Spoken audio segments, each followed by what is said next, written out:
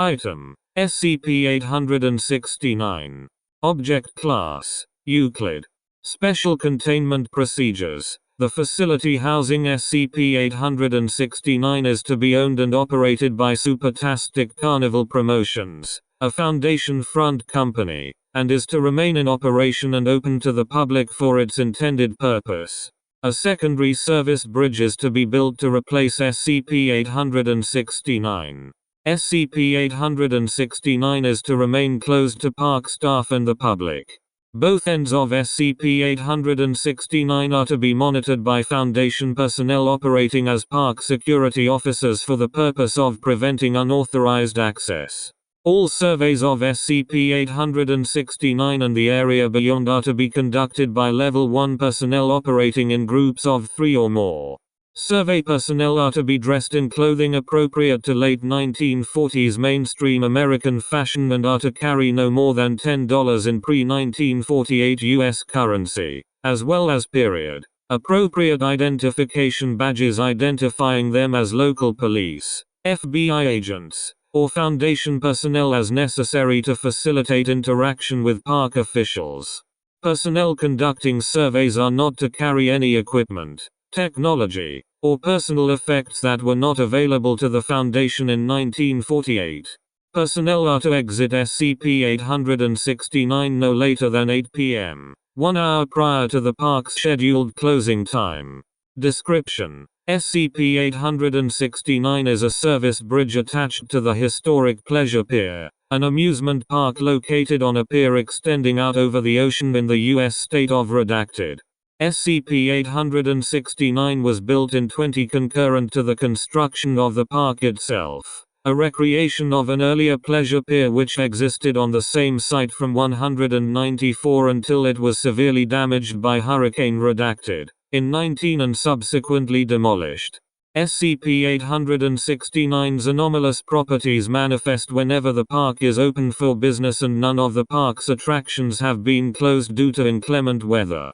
When these conditions are met, approximately % of persons crossing SCP-869 from the landward side to the pier, on foot or in a vehicle, will not arrive at the pier and will lose visual contact with land and pier. Based observers at approximately the halfway point between the bridge's termini.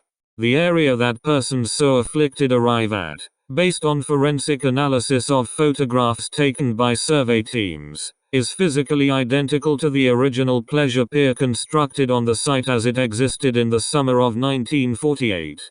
In all surveys conducted since the discovery of SCP-869's properties, interviews with civilians found within the anomaly and evidence recovered in the form of calendars and newspapers indicate that the date within the anomaly is Saturday, the 24th of July, 1948. Years after the original pleasure pier opened for business. Local time within the anomaly is consistent with the time of day outside it. Surveys have indicated that events within the anomaly occur consistently in the same manner, at the same time, as during all previous observations, except when survey team members are directly involved. On no occasion has any survey team spotted any previous survey team within the anomaly.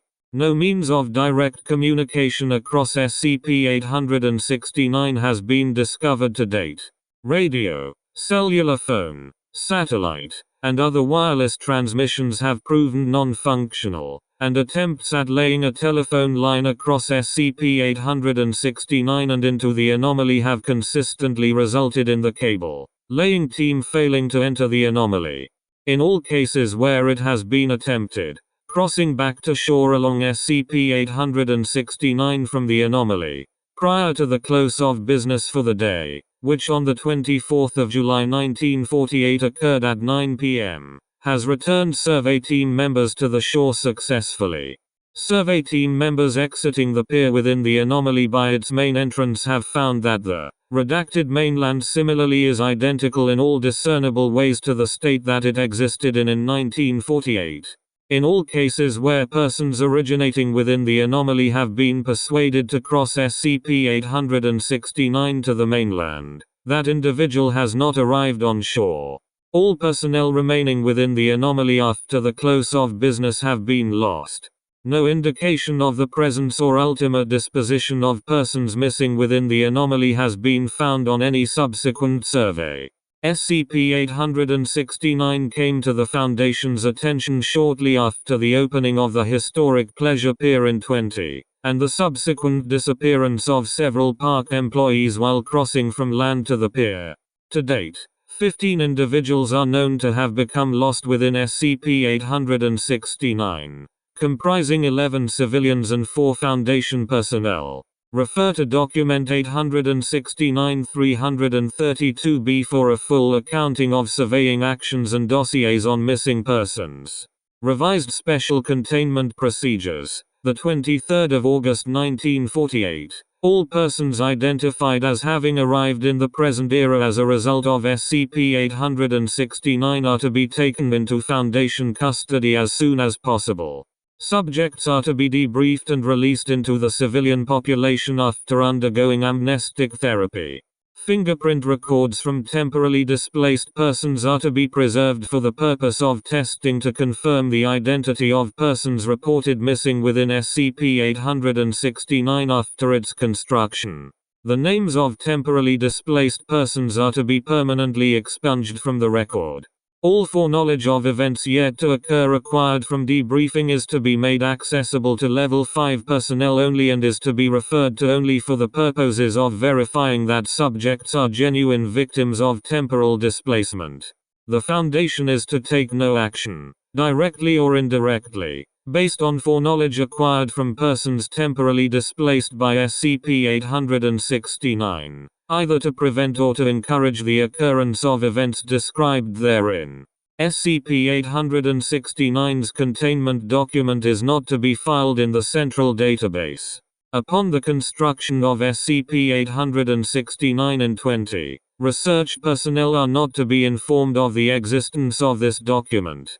After SCP-869's containment file is approved and filed in the central database, it is to be checked against the document above after each revision to determine when and if the filed document matches the content of the document above.